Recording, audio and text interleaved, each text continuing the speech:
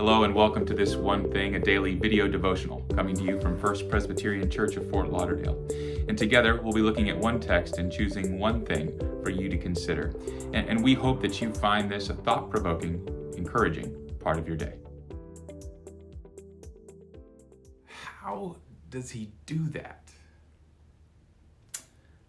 I thought this to myself as I watched the dollar bill floating effortlessly above the display case filled with an assortment of magic tricks for sale.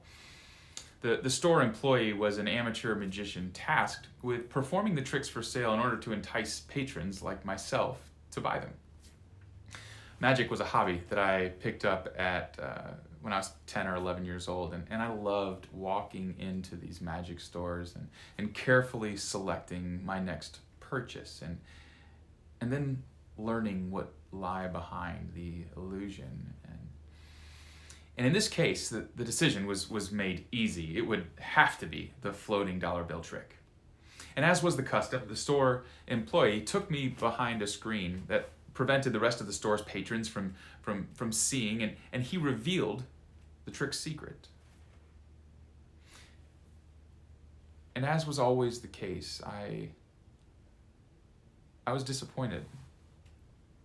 I was disappointed to learn that there was, in fact, no real magic. I believe that we are wired for wonder as creatures. I see this in the eyes of my 15-month-year-old daughter as we blow bubbles together outside. It's clear in the allure that drew me to those magic stores in my youth, and I experience it now when contemplating the world around, parts of creation that have become almost cliche in their ability to provoke wonder, like the vastness of the ocean as we stand on our Fort Lauderdale beach. And yet when it comes to understanding our faith, when it comes to our understanding of who God is, a subject where wonder might abound, it seems that we have done our best to try and stamp it out. Our text today comes from the book of Job, and Job is this rich story that explores, among other things, how it is that we are to interpret life's circumstances in light of who God is.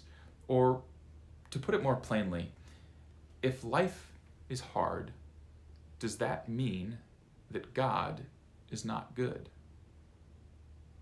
At the end of the book, Job is lamenting his present condition.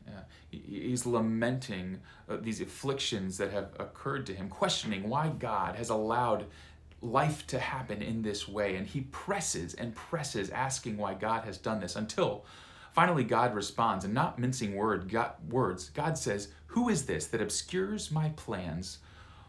Word without knowledge." In other words, Job, who are you to question me? And God goes on in line after line to expose Job's ignorance of the world's complex inner workings. And then we arrive at our passage for today in chapter 42, where Job finally relents. And here in verse 3, he says, "Who is this that hides counsel without knowledge?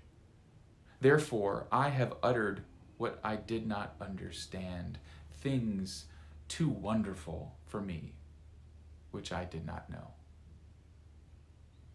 Things too wonderful for me.